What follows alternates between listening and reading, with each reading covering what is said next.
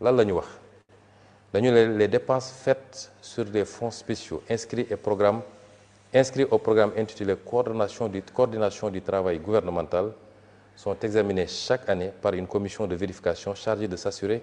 que les crédits sont utilisés conformément à la destination qui leur a été assignée par la loi des finances. Les services destinataires de ces crédits tiennent compte d'emploi des fonds, ainsi de suite. Gudd na mais après ñu ne la commission prend connaissance de tous les documents, pièces et rapports susceptibles de justifier les dépenses considérées et l'emploi des fonds correspondants. Elle se fait représenter les registres, états, journaux, décisions et toutes pièces justificatives propres à l'éclairer au cours de ces travaux de vérification. La commission est composée de 2 députés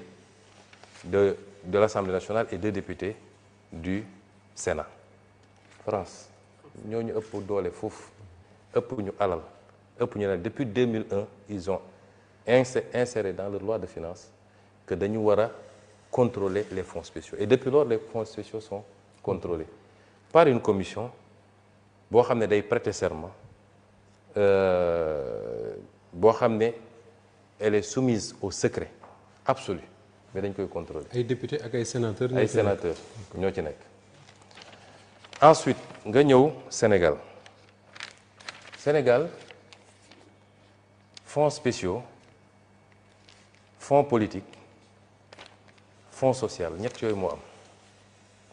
fonds spéciaux fonds politique fonds social mais pour yooyu am il faut que mu am texte bu ko prévoir bu texte amul mënul am loolu bokk na ci li andi problème ci 16 bi ndaw soosu doon jiite 16 dafa ñëw amul texte bu prévoir fonds spéciaux pour le 16 moom mu ñëw créer fonds spéciaux boppam moo tax bi ko IGE contrôlé ñu jàpp ko ne dafa créer 3 comptes viré ci lu mat 2 milliards 136 millions en parfaite irrégularité ñu ko koy retirel di ko jox en main propre loolu moo nekk ci rapport IGE bi amul texte bu ko prévoir bu doon dafa am texte bu ko prévoir IGE bu ñëwee wala Cour des comptes duñ ko xool parce que amuñu droit bi loolu mooy andi problème bi moo tax biñ ñëwee man rapport IGE yi ñëw amuma ci Massamba amuma ci benn Mademba ni mu ñëwee laa koy transmettre justice j'ai transmis ça n'a pas plu à tout le monde président sax bind na ma ci ma tontu ci waaye du ma dugg ci détails yooyu ça n'a pas plu à tout le monde et c'est des faits graves on va voir fan lay mujje parce que dafa mel ni dëkk bi moom bi nga wax mooy conseil économique social et environnemental. D'accord. loolu mooy problème mu conseil. moo fi nekkoon moom la ñu ko épinglé. c'est la seule présidente. li andi problème bi loolu la am na yeneen yi ci dugg nag mais du ma ci dugg ci détails yi fii ci lenn ci li may boole ak président parce que dama bëgg Sénégal yi xam ni man président politique boolewuma ak moom. créer parti boolewuma ak moom na créer 50 000 partis loolu terewuñu nelaw li ñu boole c'est les questions de transparence les questions de souveraineté yi nga xam ne mooy le fondement de notre action politique bref ensuite dama ne il faut texte prévoir ko ñu dugg ci primature balaa mi dugg ci primature ma dugg ci primature dama ne nit ñi nee nañu primature amul fonds secret c'est faux primature dafa am fonds secret boo xam ne fonds boppam la bu bokkul ak président de la République lii c'est le décret 2004-1186 portant création et fixant les règles d'organisation de fonctionnement du programme de gestion de la paix en Casamance. C'est un décret de 2004 Abdoulaye Wade moo ko signé woon. C'est important ma wax ko parce que comme ils sont toujours de mauvaise foi bu ñu nee règles d'organisation et de fonctionnement du programme de gestion de la paix en Casamance rek ñu ne gis ngeen affaire u Casamance def dafa créer fonds man mosuma créer fonds 2004 la ko Abdoulaye Wade jël décret bi mi ngi nii. Je vais vous donner le décret après parce que lii dafa war a public. lii du lu secret c'est un décret signé contresigné et publié au journal officiel. lan la décret bi wax il est créé au niveau de la primature un programme dénommé programme de gestion de la paix en Casamance. Le programme placé sous l'autorité du Premier ministre est dirigé par le chef du service de l'administration générale et de l'équipement de la primature. Pour la mise en œuvre de ces activités, le programme dispose des ressources publiques de l'État sous forme de crédit inscrits au budget de l'État. Il est institué une procédure spéciale de mobilisation des crédits du budget de l'État destinés au fonctionnement et aux activités opérationnelles du programme. Les fonds correspondants sont versés dans un compte bancaire ouvert auprès d'un établissement bancaire de la place sur la base d'une demande du responsable du programme adressé au ministre chargé des Finances. Ñu teg ci nag te fii mooy problème bi par dérogation aux dispositions du décret numéro 2003-101 du 13 mars 2003 portant règlement général de la comptabilité publique, les dépenses prévues pour le fonctionnement et les activités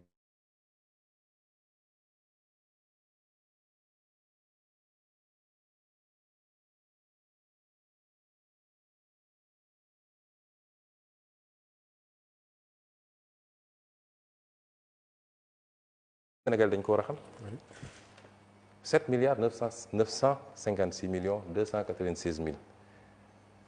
2024 fonds bi egg na 11 milliards et quelques. 2024 bi. waaw lan moo ko waral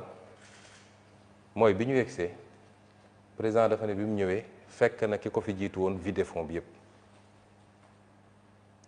yëpp kon moom fekku fi fonds lu mel noonu am na primature te dinaa ci ñëw loolu tax li assemblée nationale proposé am solo bañ yu mel nii amati mooy nañu xam fonds bi fan la dugg donte une commission restreinte et secrète qui prête serment moo koy vérifier mais ñu bañ a may nit ñu ne jox nañ la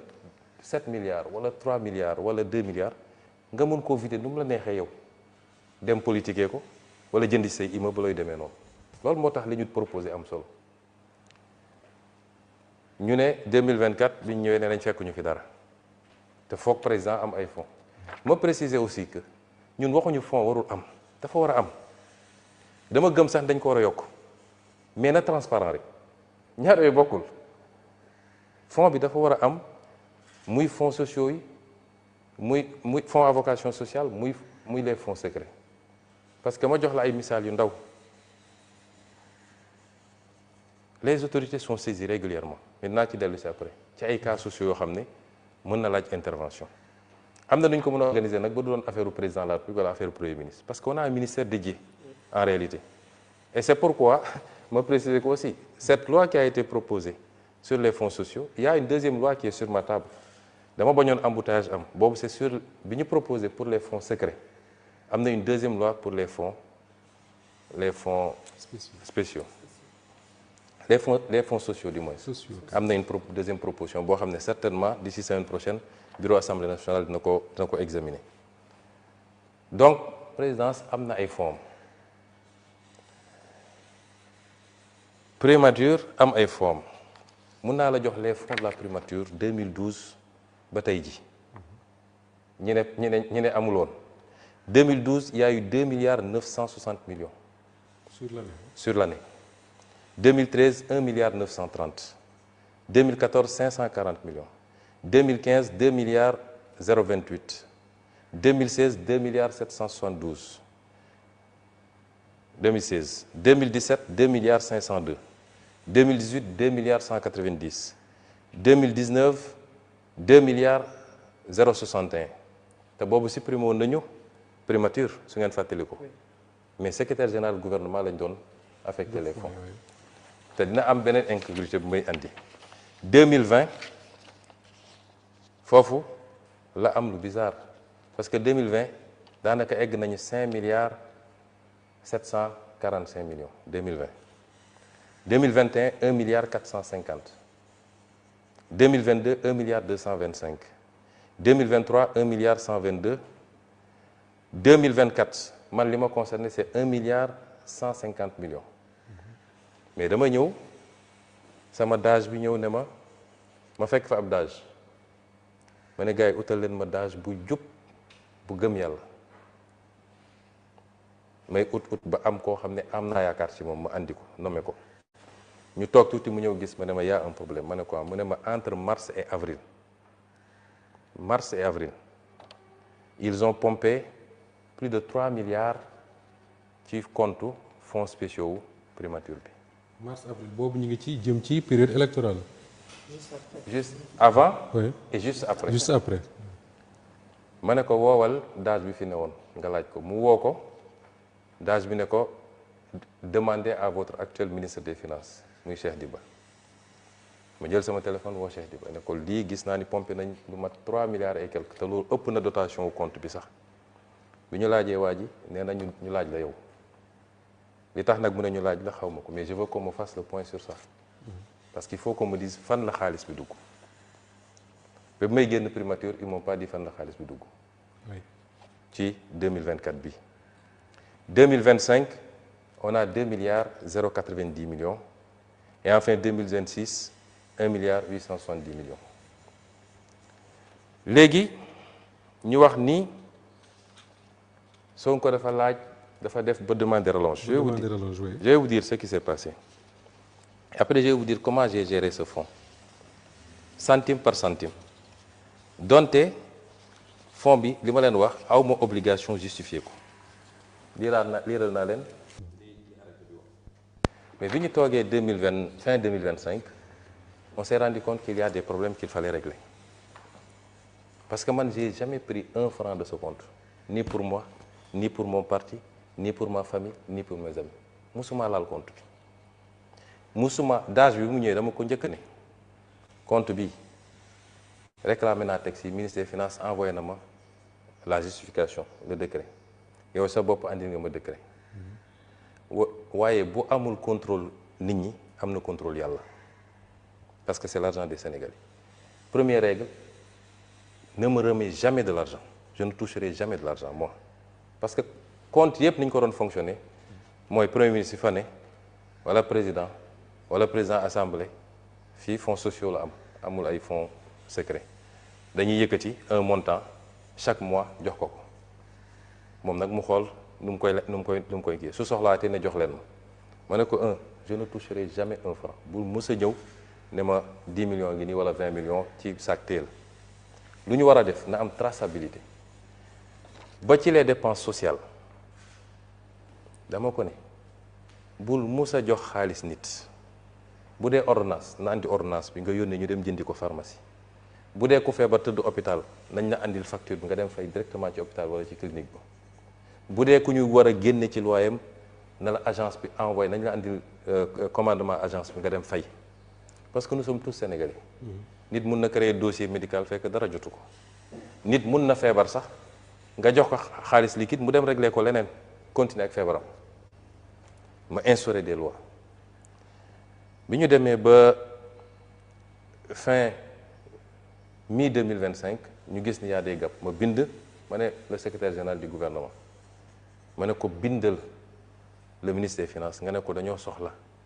ñu yokkal ñu parce qu'il y a des urgences. Les urgences c'est quoi? La primature est confrontée à un certain nombre de dépenses dont la prise en charge nécessite inscription dans la prochaine loi de finances rectificative. Ces dépenses doivent couvrir 940 560 000 destinés à l'acquisition de véhicules auprès de l'Office national de recouvrement des avoirs. Parce que dama toog bi ma ñëwee primature ba bi ma fay jóge daanaka jënd may oto ñun ay épave lañ fa fekk ay oto yu màgget parce que bi ñu supprimer primature tout le patrimoine de la primature dañ ko tasaare woon man bi ma ñëwee affaire étrangère ñoo ma jox oto bi ma doon circuler sama waa sécurité damay génn ak ñoom di dem Touba wala dem fii ñu paan ci autoroute la Touba bi ñu wax ma leen du ma jënd oto parce que la situation du pays ne le permet pas ma toog ñu ne ma ONRAC l'Office national de recouvrement des avoirs criminels am na ay oto yu ñu saisir yu bëri yu bees tàq dañ koy jaay te oto bi ci nekk presque moitié prix lañ koy jaayee ma ne loolu c'est intéressant parce que yàgg ma ne DAGE man daal xaalis biens yi ñu nangu ci ay nit dama ko xaw a seexlu mu dellu si ne ma yow ñun buñ ko jëndul keneen na koy jënd rek ma def calcul bu gàtt ma ne bien bi su ma ko jëndee permettre naa état am ay véhicules mais xaalis bi delloo naa ko ci état parce que on rek bu ko jëlee trésor public la koy delloo muy un montant de 940 millions pour 27 véhicules neufs des 4x4 mun naa la génneel cotation auto bu nekk mi ngi nii boo xam ne on rek moo ko def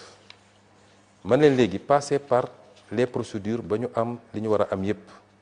ils sont passés par les procédures ñu am délibération conseil d'administration ONRAC bi ñu notifié ñu ko ci la ñuy doog a jël oto yi pratiquement bi may jógee primature la ñuy livrer oto yi jotuma ko sax séddale muy 940 millions. Ensuite 87 millions pour la couverture budgétaire du marché relatif à l'évaluation et l'audit technique et financier du programme décennal de gestion des inondations. 100 millions liés à la prise en charge des activités du comité de commémoration du massacre des tirailleurs sénégalais de Thiaroye 44. Et enfin 300 millions destinés aux travaux de remise aux normes du building administratif dans le cadre des dépenses liées au dédouanement et à l'installation de certains équipements. boobu amoon nañu fi sax début d'incendie encore fii ci building bi yàggu la ñu ne ñu il faut ñu terminer liggéey bi parce que gis ngeen conditions yi ñu ko récupérer. C'est ça li ñu demandé augmentation amu ci dërëm boo xam ne te lépp ay facture la bu ñu jógee ci loolu ma wax leen léegi les fonds de la primature dama wax le DAGE ma ne ko 15 bu ñuy génne donte kenn du ko contrôler dama bëgg mu am traçabilité tey je lance un défi dégg naa ay waa société civile ne on demande ñu wax ñu rendre public fonds wu primature pourquoi commencé wuñ ci présidence de la république xam nga mauvaise foi weesuwul loolu Sénégal nit ñi doy nañu waar jiitaluñu yàlla ci leen dañuy cibler benn nit bëgguñu ko parce que man awma affaire ak ñoom en réalité man fricoté wu ma ak ñoom jëflante wu ma ak ñoom parce que dama nekk ci sama siège ñu nekk seen siège am ñoo xam ne mosuñoo dem ne peuple bi faites-moi confiance confiez-moi le pays mais jàpp nañ ni ku toog ñoom ñoo war a diriger ñoom ñoo la wax naka ngay yore réew mi loolu nag ce sera pas avec Ousmane Sonko loolu tax nga gis seen il ne me supporte pas mais tant mieux mais ku naan kay tu veux la transparence sur les fonds commencez par le plus gros fonds et je lance un défi ici nañu teg disposition bi ne les fonds ne sont soumis à aucune justification nañ ko lever ñu jël les 10 dernières années les fonds de la présidence les fonds de la primature ñu ñëw ñu andi IGE wala Cour des comptes mu càmbar ko je serai le seul à justifier chaque centime fan la dugg dégg ngeen fii ñu bëri bi ñu leen ne fan nga jëlee xaalis dañ ne dama doon gérer ay fonds gérer fonds taxul nga am xaalis parce que fonds bi donte ne nañ duñ ko contrôler mais dafa am lu ko jublu woon mooy na dellu ci njëriñu askan wi c'est pas pour nga dugal ko sa poche wala nga may ko say mbokk wala nga dem defee ko politique donc je lance un défi na ko peuple bi demander exiger ko ñu ubbi un audit des fonds muy fonds politique muy fonds social fonds secret wala fonds spéciaux muy les fonds politiques lépp ñu auditer ko man Ousmane Sonko du am fukki dërëm boo xam du ma justifier fan la dugg avec pièce à l'appui. Donc loolu je tenais à le dire maintenant c'est une opportunité ma wax ko fii peuple sénégalais moo war a réclamer parce que débat bi day am ñoo xam ne dafa mel ni ñoom moom Sénégal quelques membres de la société civile quelques politiques la question elle est très simple peuple sénégal est-ce que bëgg na ñu continuer di jox ay nit xaalis boo xam ne kenn du ko justifier wala bëgg ko moom président de la république moo taxaw fii ne dañu war a contrôler les fonds secrets tey muy ñëw di invoquer ay c'est du domaine du règlement ay on veut me priver de ceci déedéet bu dee transparence rek moo ko tax a jóg la loi bi député yi dugal fii dañu ne fonds bi warul financer activité politique warul financer enrichissement personnel li tax fonds bi jóg nañ ko yemale ci loolu loolu kan la mën a gêner tout le monde devait applaudir ma daaneel nag ci benn jeunesse bu ndaw parce que dañ naan dafa dem ba jógee primature doog a wax affaire fonds yi fii fekk naa fi des fonds sociaux qu'on est en train d'encadrer que El Malick Ndiaye avait déjà encadré parce que bu njëkk bi weer wu ne dañ doon génnee ci liñ ma expliqué fii 40 millions yi ñuy teg ci loxo président assemblée nationale pour boppam ak 25 millions yoo xam ne pour mu jàppale cabinet bi El Malick mu ñëw def ko dindi delloo fonds yi ci trésor su ay demande amee ñu xool ko suñu validé ñu jaar ci procédure yi joxe kon man d'abord xaaruma ba jóge fa bi ñu toogee rek j'ai dit au président am na engagement yu ñu jël il faut ñu respecter ko am na ci yoo xam ne nag presque suñu engagement yëpp dañu ne ci tel nombre d'années lañ koy def par exemple les fonds spéciaux dañu ne woon dans les 3 premières années dinañu changer dinañu encadrer les fonds spéciaux mu ngi ci programme am ma ne ko yii il faut ñu respecter ko mais kilifa boo nekkee ak moom da nga koy may tuuti temps ma toog di observer demul j'ai relancé une fois toog jàpp sama njàmbur ba mois de septembre 2025 Guy Marius Sagna déposé fii un projet une proposition pour l'encadrement des fonds spéciaux mu yégal ma ko en tant que président du parti moo ko ne ko Guy tegal ci suuf am na lu may nekk man mii parce que su ma sañoon exécutif mooy porter affaire bi parce que engagement exécutif la mu ne ma d'accord naa la ko ma dem